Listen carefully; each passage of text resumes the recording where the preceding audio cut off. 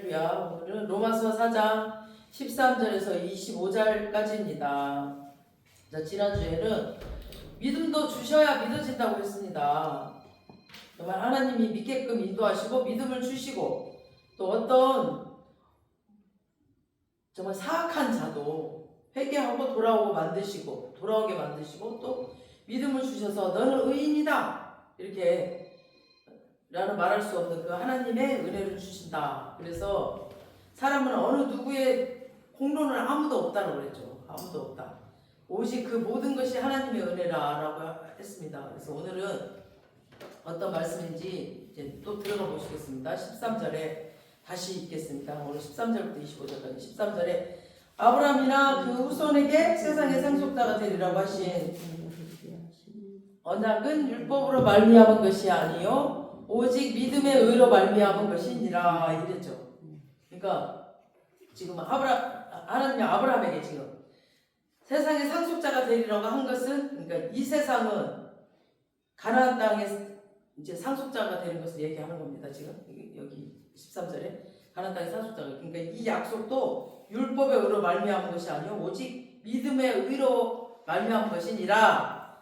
그러니까 아브라함에게 네가 의롭다 한 것도 믿을 때 지금 의롭다라고 하셨습니다. 그래서 가나안 땅에 상속자가 되리라고 하신 것도 지금 율법으로 말미암지 않았다고 한 것은 율법의 어떤 그 행위를 해서 하나님이 아브라함에게 이 약속을 주신 것이 아니고 지금 믿을 때 약속을 주셨다는 겁니다. 그래서 지난주에 지난주에도 봤지만 창세기 15장 5절에 보면은 하나님이 아브라함에게 막 이 밖으로 나와라. 그래서 하늘의 별들을 보여주셨죠. 보여주시면서 네 자손이 이와 같으리라. 이와 같이 많은 것이다. 그랬죠. 그리고 15장 6절에 보면서 아브라함이 이것을 믿었더니 믿었어요. 그 별들을 보고 믿었더니 와 너는 의인이다 라고 하나님이 직접 보여주시고 믿었더니 와 너는 의인이다 라고도 또 칭해주셨어요. 이렇게 그러면서 진짜 착해서가 아니라 믿을 때 너는 의인이라고 해주셨어요. 하나님이. 그러면서 또 15장 7절에 또 뭐라고 그랬어요? 너는 이 땅을 너에게 주려고 갈대아 우르에서 내가 이끌어냈다 라고 하나님이 나는 여호와다 라고 하셨어요. 그러면서 가나안 땅을 약속을 하셨습니다. 내가 가나안 땅을 주겠다라고 이렇게 약속을 하셨어요. 그래서 아브라함이 가나안 땅에 상속자가 될 수 있었던 것도 뭔가 큰 일을 해서가 아니라 그죠? 지금 어떤 공로를 쌓았다 그런 거가 아니라 어떤 율법을 특별히 잘 지켰다든가 이런 게 아니었어요. 그냥 그런 게 아니었어요. 그냥 창세기 15장 5절에 그냥 많은 그냥 반짝반짝 빛나는 별들을 그냥 보여주시면서 너에게 큰 민족을 이루어주겠다. 그 약속을 믿을 때 네가 의인이다 그냥 하셨고 7절에 가나안 땅을 주시겠다고 그냥 약속을 하신 거예요. 그냥 하나님 일방적으로 이렇게 하셨어요. 그래서 의롭게 되는 것도 믿음으로 그냥 아브라함이 믿음으로 그 말을 믿음으로 그래서 의롭게 되는 것도 믿음으로 그리고 가나안 땅에 그냥 가나안 땅을 이제 천국으로 비유하면 우리가 이제 천국으로 비유하거든요. 천국의 상속자가 되는 것도 믿음으로 받은 겁니다. 아멘. 우리가 다 믿음으로 받는 거예요. 아멘. 우리가 뭘 잘해서가 아니에요. 우리가 이 땅에서 착한 일 많이 해서 봉사를 많이 해서가 아니라 믿음으로 받는 겁니다. 아멘. 14절 시작. 만일 율법에 속한 자들이 상속자이면 믿음은 헛것이 되고 약속은 파기되었느니라. 그러니까 만일 율법이 속한 자가 상속자이면 그러니까 만일 그럴 리가 없지만 그 소리예요. 만일 그럴 리가 없지만 그러니까 율법에 속한 자가 즉 이게 율법을 열심히 지켜서 구원을 얻는다면 그렇게 생각한다면 그런 사람이 있다면 가나안 땅의 상속자가 된다면 그 뜻이에요. 만일 그러니까 유대인들은 다 이렇게 생각하고 있었어요. 우리 조상 아브라함이 의롭게 된 거 이렇게 그리고 우리 조상 아브라함이 천국의 상속자가 된 거 다 하나님을 믿었지만 할례도 받고 율법의 행위도 열심히 지키고 살았기 때문에 그랬다고 생각하고 있었어. 유대인들은 잘못 생각하고 있었어요. 이렇게 그래서 지금 바울이 그게 아니다. 오직 믿음의 의로 말미암은 것이니라고 지금 믿음의 의로 말미암은 것이니라라고 지금 정확하게 말을 하고 있는 겁니다. 그래서 우리가 이 땅에서 말씀대로 사는 것은 복 받는 길이거든요. 복 받는 길이고 이 땅에서 말씀대로 사는 것은 복 받는 길이고 천국의 상급이랑 연결된 거예요. 그냥 우리가 말씀대로 살면 천국의 상급이 쌓이고 이 땅에서 우리가 복 받는 길이에요. 그 구원받는 길이 아니라. 그래서 믿는 자의 자세예요. 그리고 믿는 자의 확증이기도 하고. 그래서 우리가 의롭게 되고 천국에 가는 것은 오직 누구예요? 예수 그리스도를 믿는 믿음으로 사는 겁니다. 가는 거예요. 그래서 이 두 가지 확실하게 잘 아셔야 돼요. 우리가 천국에 가는 거는 믿음으로 가는 거. 아멘. 그리고 이 땅에서 복 받는 거는 말씀대로 살 때 복 받는 겁니다.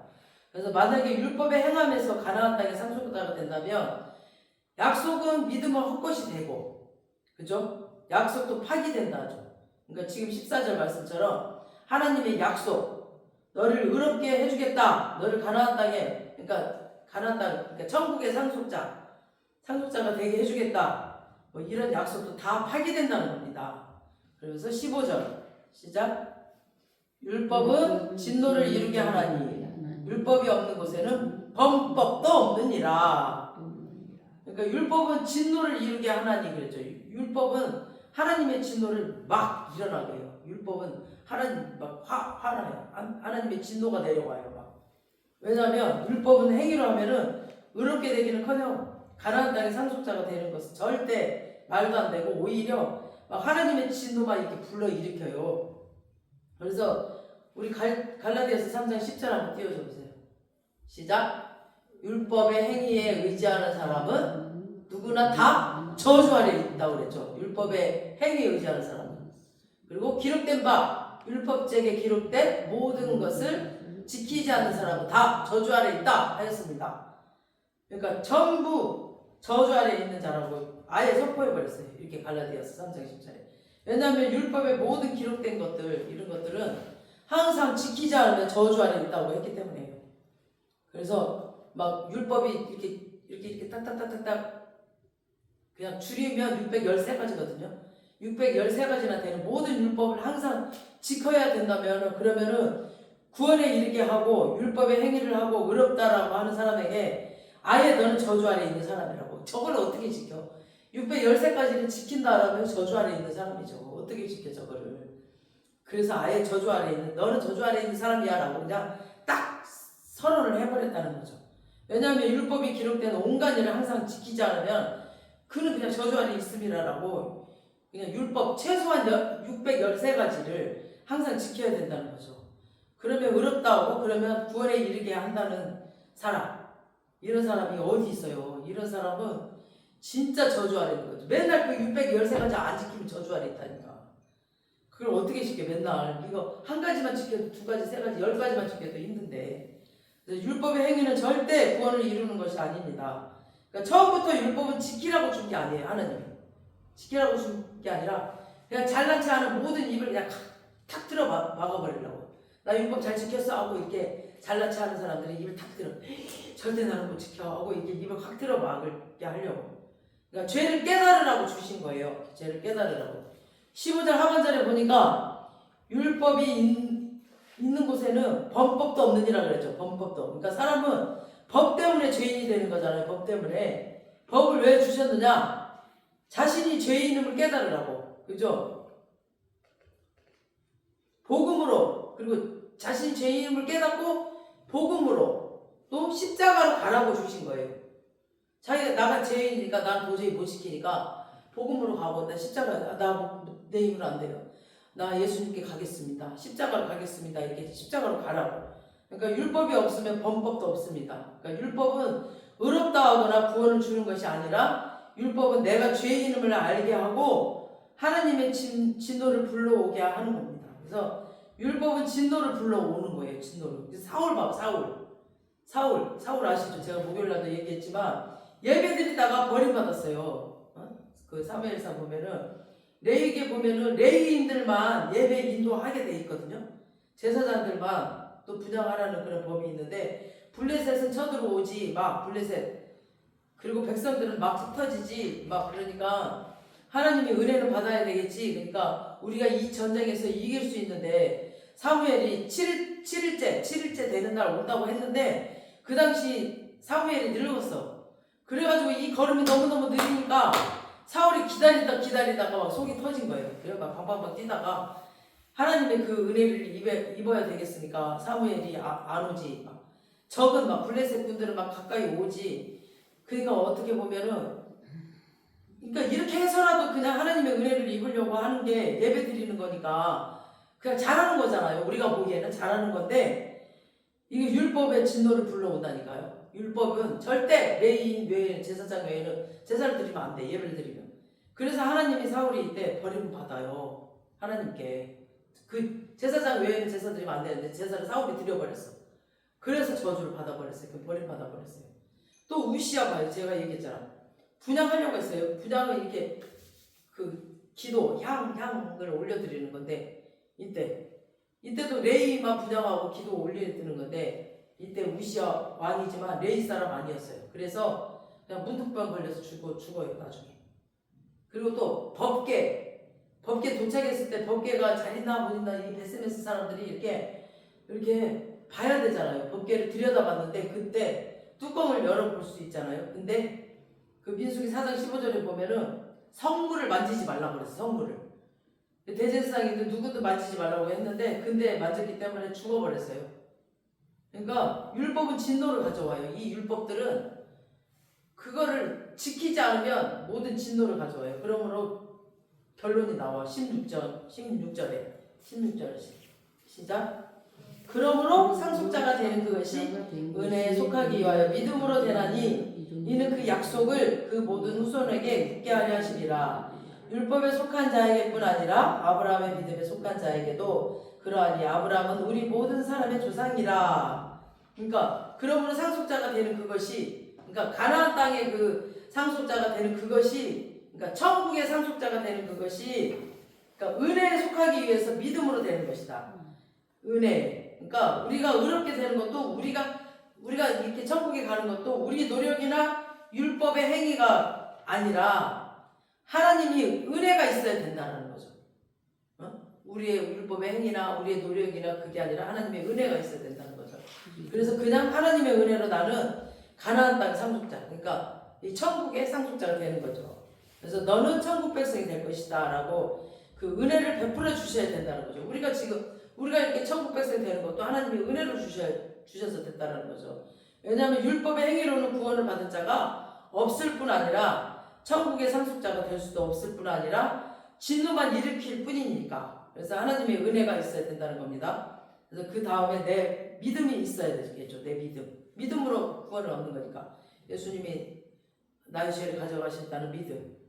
그리고 16절에 이는 그 약속을 그 모든 후손에게 굳게 하려 하심이라 그랬죠. 그래서 그러니까 이 약속을 믿는 아브라함과 그의 후손에게 확실하게 하겠다는 겁니다.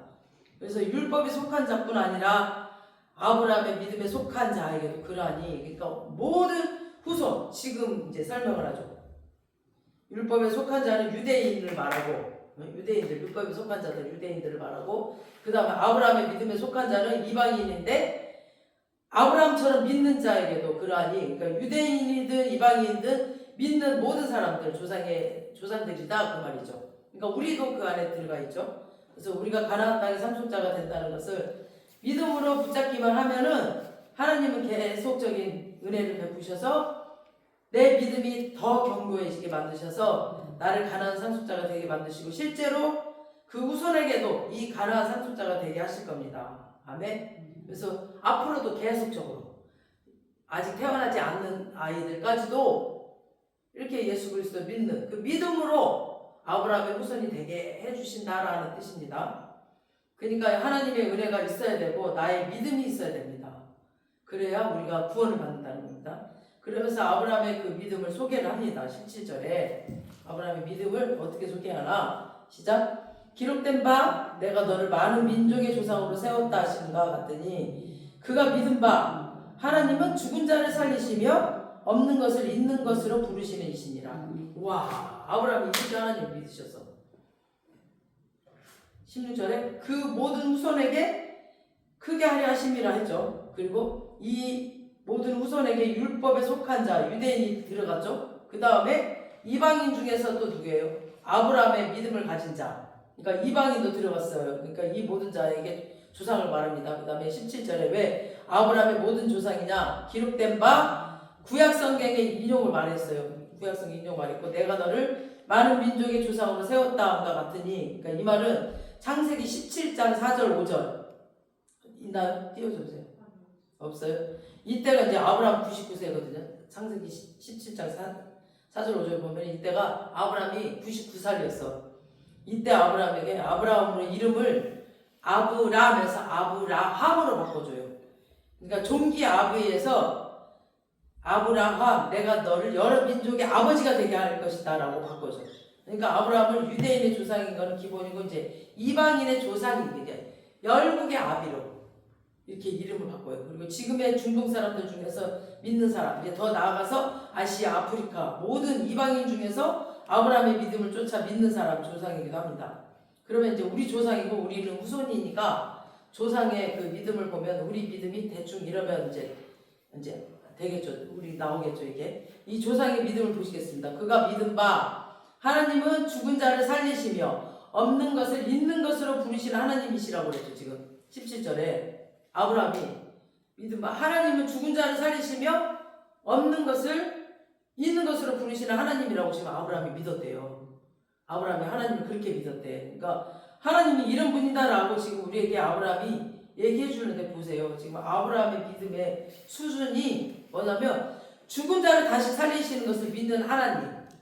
아브라함이 그렇게 믿었대 하나님을. 그 다음에 없는 것을 있는 것 같이 부르시는 믿는 그 믿음을 갖고 있었어요. 이 아브라함이. 그러니까 이런 믿음이 어디서 생겼을까 지금 아브라함이요? 처음에 아브라함은 믿음 하나도 없었던 사람이잖아요. 믿음이 하나도 없었어. 지금 이렇게까지 하나님을 믿는 믿음이 생겼어요. 그러니까 계속 하나님과 계속 아브라함이 교제를 하면서 75살인가 부름받았잖아요. 99살까지 이렇게 계속 교제를 하면서 하나님을 경험하면서 이런 지금 큰 믿음이 생겼어. 지금 아브라함이요. 그러니까 창세기 22장 보면은 네 아들 독자 이삭을 지금 번제로 드려라라고 했어요. 그러니까 번제는 뭐냐면 이렇게 막 각을 뜨는 거예요. 이렇게 각을 떠가지고 드리라는 거예요. 사람을 이렇게 각을 떠서 드리라는 거예요. 번제로. 그러니까 우리 몸이 이제 꺾어지는 부분 있잖아요. 이렇게 여기 꺾어지죠. 이렇게 꺾어지는 부분을 다 쪼개서 불에 온전히 쪼개가지고 불에 태워가지고 드리는 제사, 그게 지금 번제거든요. 그러니까 온전히 헌신, 십자가에 온전한 희생을 상징하는 거예요. 온전히 그런 제사를 지금 번제라고 하거든요. 그런데 지금 나이 많아서 어렵게 지금 이삭을 주셨잖아 하나님이. 그죠? 나이 많아서 주셨잖아 지금 90살인가 99살. 그때 지금 이삭을 주셨는데 지금 아이를 번제로 드리래. 여기 꺾어진 부분을 다 꺾어가지고 태워가지고 번제로 드리래. 이때 와 그런데 번제로 홀딱 태워드리라고 하셨어요. 근데 아브라함이 아침에 일찍 일어나서 지금 번제에 쓸 나무를 쪼개가지고 3일 길을 가요. 지금 종들이 방해할까봐 산 밑에다가 종들을 놔두고 올라갔어요. 그리고 올라가서 제단에 묶어가지고 이 아이가 막 이렇게 말을 안 들을까봐 막 제단에 이렇게 묶어놔요 애를. 그리고 딱 죽이려고 이렇게 했어요.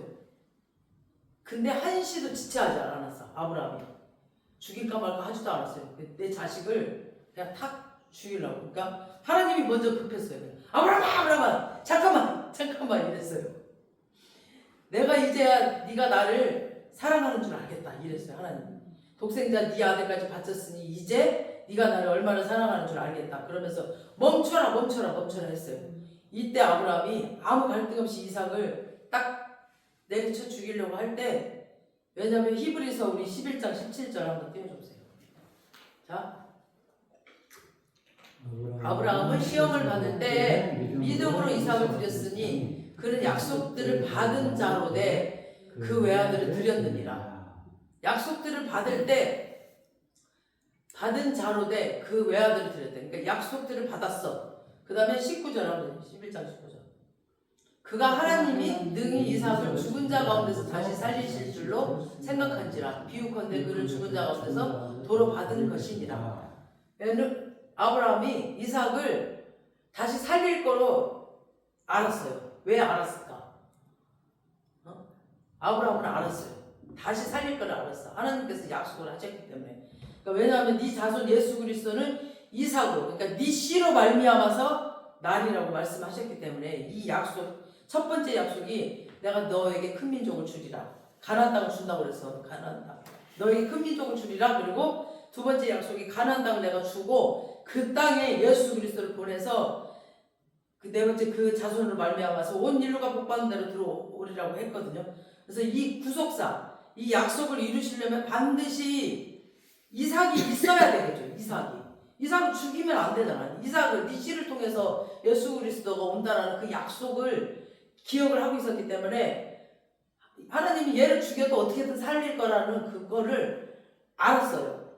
그래서 죽여도 어떻게든 살릴 거라는 걸 알았기 때문에 그냥 믿었다는 거죠. 믿었다는 거죠. 그러니까 하나님과 처음에는 진짜 하나님 누군지도 몰랐고 아브라함이 누군지도 몰랐고 뭔지도 몰랐는데 하나님과 계속 교제를 하면서 하나님을 알아가면서 이렇게 믿음이 생긴 거예요. 그러니까 우리 조상 아브라함의 믿음이 이런 믿음이었어요. 죽은 자를 다시 살리시는 하나님을 믿는 믿음. 그 다음에 두 번째 믿음은 없는 것을 있는 것까지 부르시는 하나님이었어요. 창세기 17장에 많은 민족의 아비로 이름을 바꾸라고 하시면서 할례를 받으라고 했어요. 그래서 네 아내 이름도 사례가 뭐냐면 종기의 어미, 그러니까 왕비 이 뜻이거든요. 사례가. 근데 많은 민족의 어미, 그러니까 열왕의 어미로 바꿔줬어. 사례에서 사라로 이렇게 열왕의 어미로 바뀌었어. 이러면서 그 몸에 사라의 몸에서 이삭이 날 것이다 이렇게 말씀하셨거든요. 그랬더니 아브라함이 엎드려서 웃었어. 엎드려서 속으로 100세 된 사람이 뭔 자식을 낳는데요? 그러면서 우리 마누라는 지금 90세가 돼갖고 생리가 다 끊겼는데 어떻게 자식을 낳습니까? 그러면서 그냥 이스마엘 하갈에서 난 하갈 그 사라 종에서 난 그 이스마엘이나 내가 잘 키울게요 이랬거든요. 그랬더니 이스마엘도 복을 줘서 12 방백을 이루게 하겠지만 내 약속은 이삭으로 말미암아 이루리라 하시면서 아직 태어나지도 않았고 아직 임신도 하지도 않았는데 이삭이라고 이름을 말했어요. 하나님이 이삭이라고 임신도 안 했어. 아직 아기가 생기지도 않았는데 이삭이라는 말을 해버렸어. 하나님이. 그러니까 하나님이 지금 없는 놈을 없는 아기를 있는 것처럼 부르시는 하나님이에요. 그때 아브라함이 하나님에 대해서 다시 생각했습니다. 아브라함은 자꾸 세월이 흘러가고 그래서 안 믿었어요. 10년이 지났는데도 분명히 아이를 준다고 너 이 별들처럼 많은 아이들을 자손을 준다고 했는데 10년이 지나도 아이를 안 주니까 안 믿었거든요. 그리고 지금 생리도 다 끊겨버리고 안 믿었는데 하나님 대단하시네요. 아직 생각지도 않고 생기지도 않고 아직 태어나지도 않은 애 이름을 있는 것처럼 부르시네. 그러니까 없는 것을 있는 것처럼 부르시는. 그러니까 언젠가 하나님이 떼 주시려고 이름을 지어놓고 지금은 없는 애인데 있는 것처럼 부르시는 거. 기적이 하는. 그러니까 하나님은 지금 아브라함이 지금 아까 몇 절에 7절에 그랬잖아. 17절에 기록된 바 내가 너를 많은 민족의 조상으로 세웠다 하신 것 같이 하나님은 죽은 자를 살리시며 없는 것을 있는 것으로 부르시니까 죽은 자를 살리시니까 이삭을 죽은 자를 살리시고 없는 것을 있는 것처럼 불렀다고. 지금 아직 생기지도 않는 이 이삭을 있는 것처럼 이름을 불렀다니까요. 지금 이렇게 아브라함이 그런 믿음이 있었다고. 하나님이 하시는 걸 보고 그런 믿음이 생겼다는 거예요. 그러니까 우리가 하나님을 경험하니까 이런 믿음이 생기는 거예요. 하나님이 그렇게 이삭을 부르지 않았으면 아브라함이 이거 몰랐을 거 아니에요. 그러니까 이사야서도 보면은 느부갓네살 태어나기 200년 전이거든. 느부갓네살이 태어나기 전 200년 전인데 내 종 느부갓네살 이러면서 이름을 불러요. 그리고 이사야 44장 28절 있어요. 봐봐 시작. 고레스에 대하여는 이르기를 그는 나의 목자라 나의 모든 기쁨을 성취하리라 하며 예루살렘에 대하여는 이르기를 증건되리라 하며 성전에 대하여는 이르기를 내 기초가 세움이 되려는 자니라. 이때는 이사야 때는 지금 아직 바벨론의 포로가 잡혀가기도 전이야. 근데 바벨론 포로로 잡혀가고 70년 포로 생활 끝나고 그리고 고레스가 페르시아에서 나와가지고 고레스가 이거 해방시키거든요. 그러니까 고레스가 태어나기도 전 400년 전에 고레스라는 이름을 이미 이렇게 이사야를 통해서 고레스라는 이름을 말해. 하나님이 400년 전에 이미 고레스라는 이름, 그러니까 권태성이라는 이름을 권태성 태어나기 전에 400년 전에 이름을 말한다니까 하나님이 이렇게요. 건그래도 그네야 네가 괜히 태어난 줄 알아? 근데 하나님 벌써 고레스를 일으켜서 예루살렘을 세울 것을 약속을 하세요.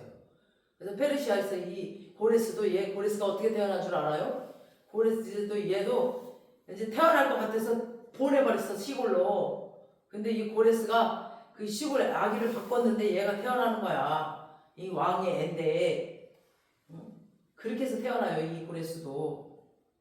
그래서 하나님은 그런 분이에요. 그리고 예레미야 1장 5절에도 보면은 예레미야에게 내가 너를 모태에서 짓기 전에 너를 알았고 내가 배에서 나오기 전에 성별하였고 배에서 나오기 전에 이미 성별했대. 그리고 너를 여러 나라의 선지자로 내가 세웠대. 이렇게 말씀하세요. 그리고 하나님은 우리를 모태에서 짓기 전에 이미 알고 계시고 죽은 자를 살리시고 없는 것을 있는 것처럼 부리시는 하나님이십니다. 아브라함의 그 믿음은 이런데 지금 우리는 어떤가요? 자, 아브라함 믿음이 조금 더 나옵니다. 로마서 4장 18절 시작. 아브라함이 바랄 수 없는 중에 바라고 믿었으니 이는 내 후손이 이같으리라 하신 말씀대로 많은 민족의 조상이 되게 하려 하심이라. 그러니까 아브라함은 바랄 수 없는 중에 바라고 믿었다는 거예요. 그러니까 하나님이 아브라함에게 네 자손이 이와 같으리라 라고 이렇게 별을 보여주셨죠. 그렇게 말씀하셨을 때 아브라함이 믿었다고 했는데 그게 바랄 수 없을 때 바랐다는 거죠. 바랄 수 없을 때. 자기 환경이 바랄 수 없는 그런 환경이었어요. 자기는. 그 당시에 하나님이 아브라함에게 이미 큰 민족을 주겠다고 약속을 했습니다. 그래서 약속을 했지만 10년이 됐는데 아직 약속이 하나도 안 이루어졌을 때였어요. 그래서 큰 민족은커녕 아들이 한 명도 주지 않았을 때였거든요. 그리고 이미 세월은 10년이나 다 지나가버리고 자기도 늙었고 지금 자기 마누라도 늙어서 폐근기가 되었고 그러니 상황적으로도 지금 바랄 수 있는 그런 상황이 아니었어요. 그래서 자기를 봐도 자기 아내를 봐도 그냥 가능성이 없었어요. 가능성이 절대 없었어요. 그리고 자기 집에 있는 종을 자기 상속자로 그냥 생각하고 그냥 엘리에셀을 보고 그냥 아버지라고 해라. 그리고 내 아버지라고 불러라. 그러면서 그냥 그러고 살고 있었어요. 그 말은 그냥 벌써 포기했다는 말이거든요. 그냥 포기하고 살았어요. 도저히 하늘의 별과 같이 네 자손이 이와 같으리라라는 그 말씀을 바랄 수도 없는 가운데 있었습니다. 근데 아브라함이 그걸 바라고 믿었다는 겁니다. 19절 우리 4장 19절 시작. 그가 백세나 되어 자기 몸이 죽은 것 같고 사라의 태가 죽은 것 같음을 알고도 믿음이 약하여지지 아니하고. 그러니까 자기 몸이 죽은 것 같으니까 자기 안에 사라가 태가 죽은 것 같음을 알고도 이 말은 이제 큰 민족을 이루기에는 나도 죽은 것 같고 사라의 태도 이미 이제 죽은 것 같고 그러니까 지금 아파서 죽은 것 같다라는 그런 게 아니라 이제 하나님의 약속하신 큰 민족을 주시겠다는 그 약속을 순종하기에는 이제 이미 그걸 순종하기에는 내가 너무 나약하다. 너무너무 나약하고 이 환경은 도저히 나는 할 수 없다. 내 힘으로는 안 되겠다. 이런 뜻이에요. 근데도 도리어 그 믿음이 약해지지 않고 견고했다는 겁니다. 그러니까 자기 상태, 자기 상황, 지금의 환경을 알고도 하나님의 그 약속을 그 말씀을 붙잡고 믿었다는 겁니다. 그냥 말씀을 믿었다는 거예요. 말씀. 그 다음에 20절 시작. 믿음이 없어 하나님의 약속을 의심하지 않고 믿음으로 견고하여져서 하나님께 영광을 돌리며. 그러니까 믿음이 없어 하나님의 약속을 의심하지 않고 도리어 더 견고해졌다는 거예요. 의심하지 않고 더. 그래서 주실 걸로 믿고 그냥 떠들고 다니면서 그냥 하나님께 영광을 돌렸다는 거죠. 그냥 믿음이 없으니까 그냥 막 내 의지로 떠들었다는 거예요. 그냥 저도 막 믿음이 없으니까 두려우니까 막 말씀을 선포해버렸거든요. 10번이고 100번이고 막 들고 다니면서 말씀을. 그러니까 그게 내 의지로 막 그랬을 때 이 말씀의 환경을 지배해버리거든요. 그게 중요해요. 내 의지를 들여서 막 하는 게. 그래서 아브라함이 진짜 이런 믿음이 있었을까요? 아브라함의 믿음 우리가 들었잖아요. 계속 바랄 수 없는 중에 바라고 믿었던 사람. 그러니까 알고도 자기가 늙었고 마누라도 폐경이 있다는 거 알고도 그래서 죽은 것 같은 줄 알면서도 그냥 믿음이 떨어지지 않는 사람.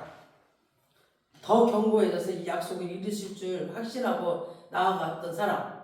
그래서 우리는 와 아브라함 대단해라고 믿습니다. 근데 나는 저 믿음 못 따라갈 것 같아 막 그러면서 그건 아브라함이니까 가능하지 뭐 난 어떻게 난 저런 믿음 난 못 가져 믿음 없어라고 우리는 생각할 겁니다.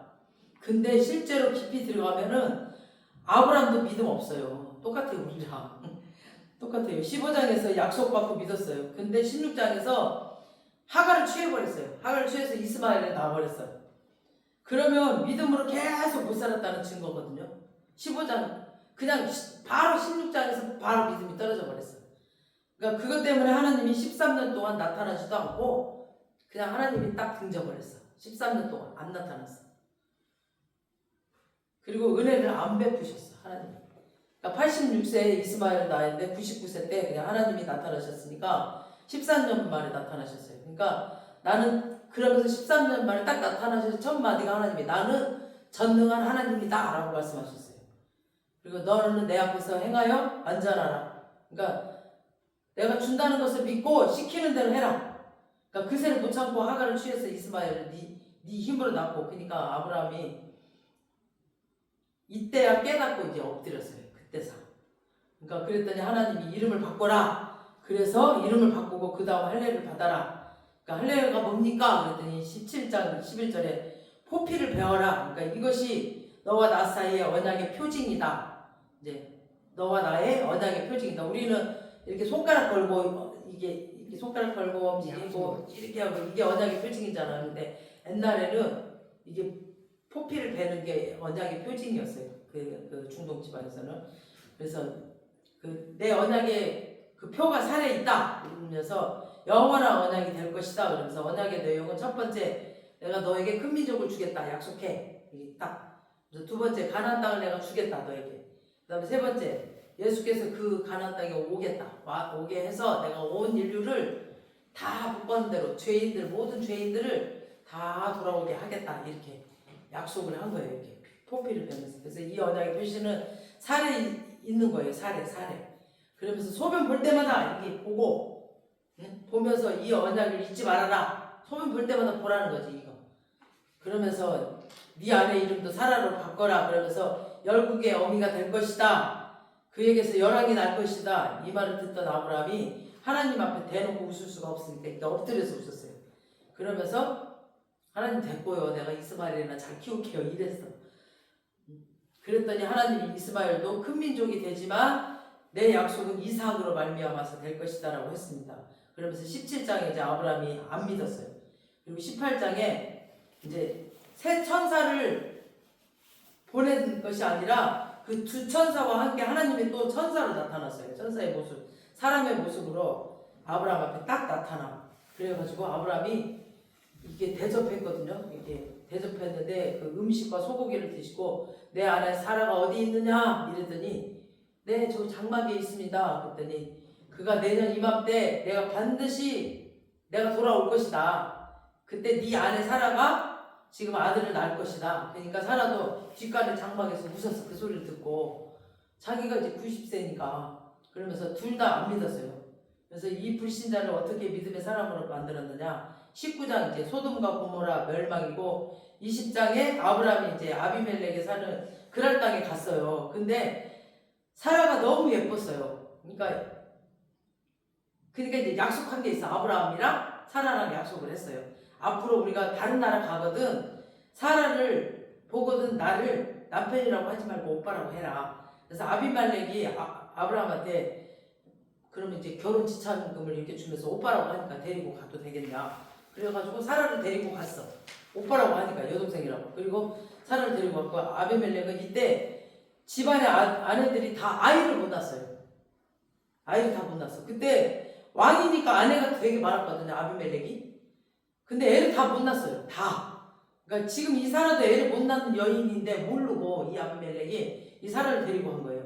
그걸 모르고 데리고 왔어요. 그래서 사라가 그 당시 90살인데 지금 그렇지만 할머니잖아요. 할머니. 근데 그 당시에는 우리보다 2배를 살았으니까 45살이라고 치면 돼. 90살이라면 45살이에요.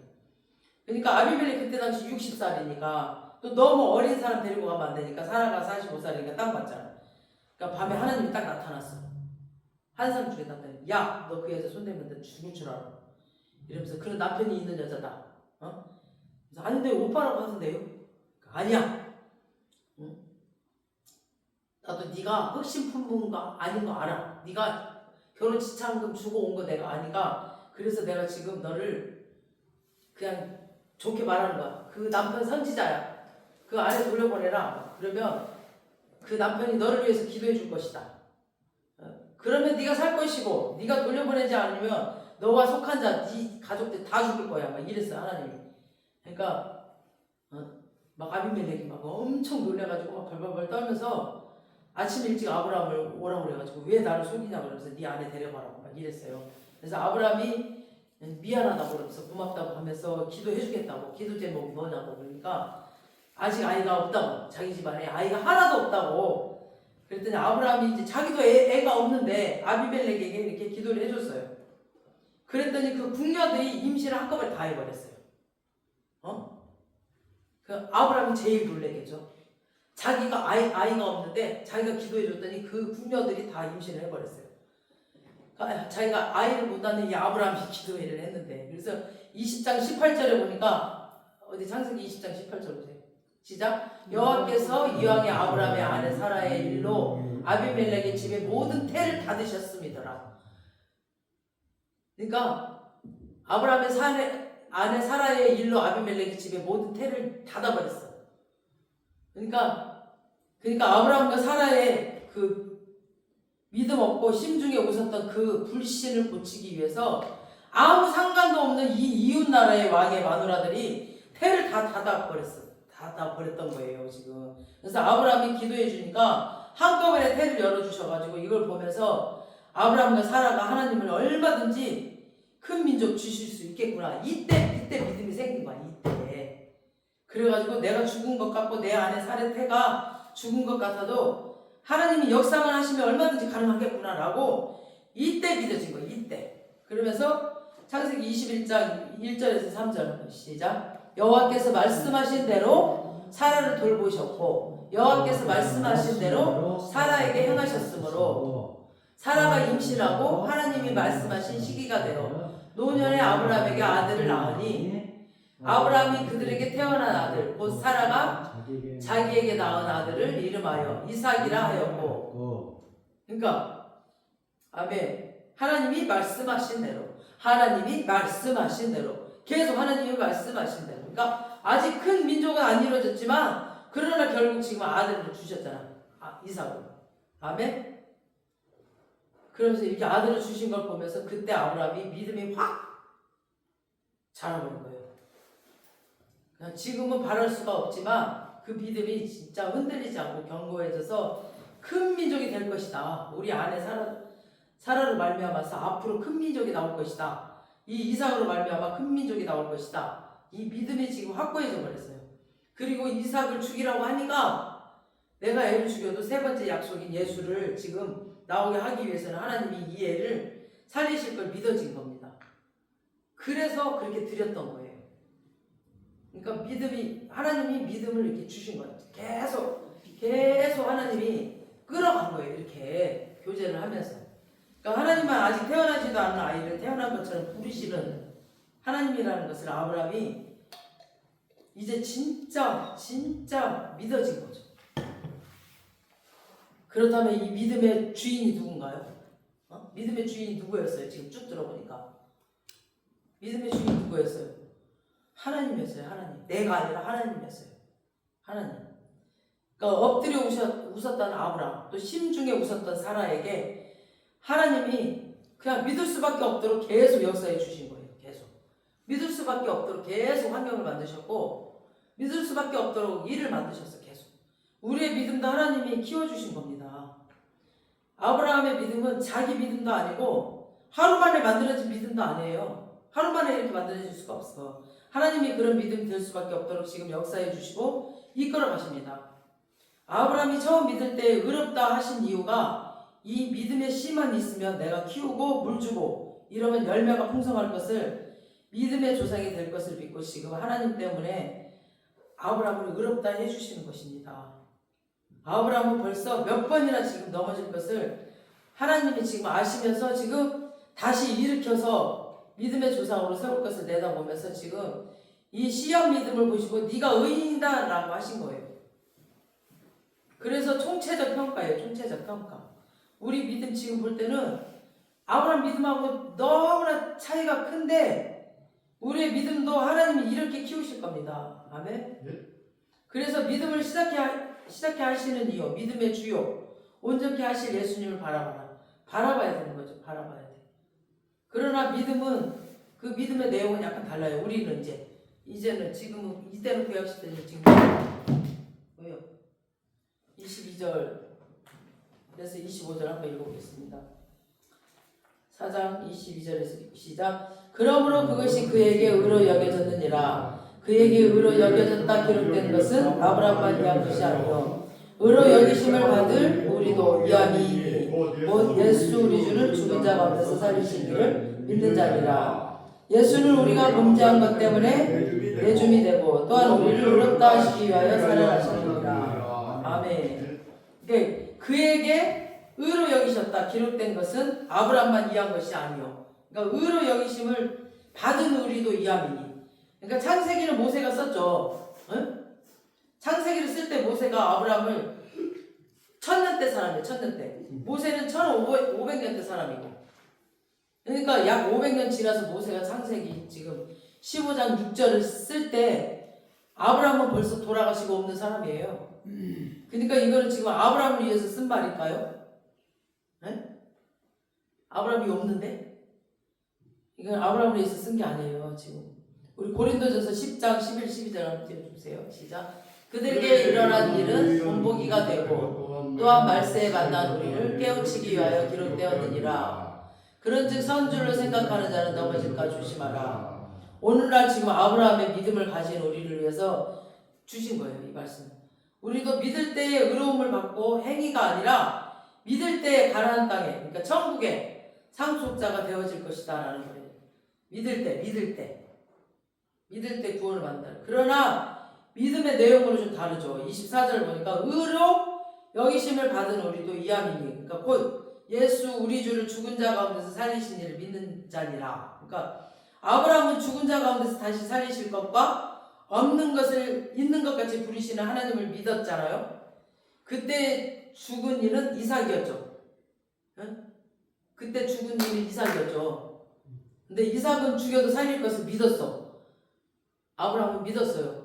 그 약속을 믿고 하나님께서 그 가나안 땅을 주겠다, 큰 민족을 주겠다, 그곳에서 너희들을 큰 민족을 이룰 것이다 라고 그 약속을 믿었기 때문에 내 씨에서 날 그 이삭을 통해서 줄 것이다 라는 그 약속을 믿었기 때문에 이삭을 죽여도 살릴 거라는 걸 믿었단 말이에요. 그래서 이삭이었죠.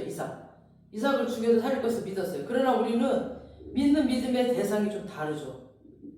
우리 주 예수 그리스도가 죽으셨다가 다시 살릴 것, 우리는 예수를 믿는 거잖아요. 그래서 25절에 예수는 우리의 범죄한 것 때문에 내줌이 되고 또한 우리를 의롭다 하시기 위해서 살아나셨다. 그러니까 예수님 스스로 살아나신 게 아니죠. 하나님이 그를 살리신 거예요. 하나님이. 예수는 신성모독죄로 죽었습니다. 그러니까 하나님의 아들이라고 했다고 잡아 죽인 거예요. 지금 하나님의 아들이라고 했다고. 근데 그때 당시 유대인들은 로마의 속국이었기 때문에 사형권이 없었어. 그 유대인들이 사형하면 안 돼. 사형권이 없었어요. 그래서 로마 사람을 빌려서 죽이려고 그냥 하니까 유대인의 왕이라는 그 죄목을 딱 써갖고 유대인의 왕, 죄목, 유대인의 왕이라고 딱 써가지고 로마 황제를 반역하는 그 로마 황제가 세워준 그 왕이 따로 있는데 자기가 왕이라고 했다라고 그렇게 딱 죄목을 유대인의 왕이라고 해가지고 죽인 거예요. 그러니까 실제로는 유대인들이 죽인 거로 그냥 하나님의 아들이라고 했기 때문에 신성모독죄로 죽인 겁니다. 근데 하나님이 다시 살리셨습니다. 만약에 예수님이 신성모독죄로 죽였다면 로마서 6장 23절 죄의 삭슨 사망이기 때문에 다른 사람의 죄를 지고 죽은 게 아니고 자기 죄를 지고 죽은 거거든요. 거짓말했으니까. 그러니까 하나님 아들이 아닌데 하나님이 아들이라고 했으니까 자기 죄를 지고 죽은 게 되는 거죠. 그리고 안 살아나야 되죠. 왜냐하면 죄의 값은 사망이라고 말씀하시는 하나님이 죽여야 공의의 하나님이니까. 근데 예수를 3일 만에 약속하신 대로 이렇게 다시 살리셨잖아요. 하나님께서. 그러니까 지금까지 예수님의 말이 옳았다는 것을 하나님이 지금 인정하시는 사건이죠. 지금. 그래서 우리 죄 때문에 내준 바 되고 우리를 의롭다 하시기 위해서 네가 믿은 그 예수가 네 죄를 위해서 죽은 거 맞다. 너는 믿었으니 의인이다. 너를 의롭다 하기 위해서 다시 살아나신 것이다. 그죠? 아멘. 그래서 우리가 이 복음을 얼마나 견고하게 믿느냐 이 싸움입니다. 우리의 싸움. 그래서 믿음이 약해도 하나님이 아브라함의 그 믿음을 키워가듯이 우리의 믿음을 키워가실 겁니다. 하나님께서. 그래서 여러분이 결국은 아브라함의 믿음을 가지고 의롭다함도 받고 천국의 상속자로 세워가게 되는 그 영광을 누리게 될 것을 예수님의 이름으로 선포합니다. 아멘. 우리의 믿음이 아니에요. 우리의 믿음도 하나님이 이렇게 키워가시고 만들어가시고 보여주시고 이뤄가시고 계속 주님과 교제하다 보면 주님께서 믿음을 키워가시고 보여주시고 다 이끌어가십니다. 아멘. 근데 우리가 그거를 도전해봐야 돼요. 그냥 포기해버리면 안 돼요. 믿음을 포기해버리면 안 돼요. 계속 말씀을 붙잡고 우리가 도전을 할 때 그때 하나님께서 키워가십니다. 그리고 보여주시고 키워가십니다. 우리 오늘 말씀 붙잡고 정말 아브라함의 그 믿음을 이렇게 정말 아브라함이 고백한 것처럼 죽은 자를 살리시고 없는 것을 있는 것처럼 부르시는 그 하나님이라고 그 하나님을 이렇게 고백한 것처럼 우리의 입술로 내가 그 하나님을 이런 전능의 하나님, 능력의 하나님으로 고백할 수 있게끔 나를 이런 믿음의 사람으로 나를 키워가 달라고 이렇게 고백하는 우리가 되게 해달라고 기도하시기 바랍니다. 우리 찬양하고 오늘 말씀을 생각하면서 이 아브라함의 믿음을 키워가신 것처럼 나의 믿음을 좀 키워가 달라고 기도하시기 바랍니다.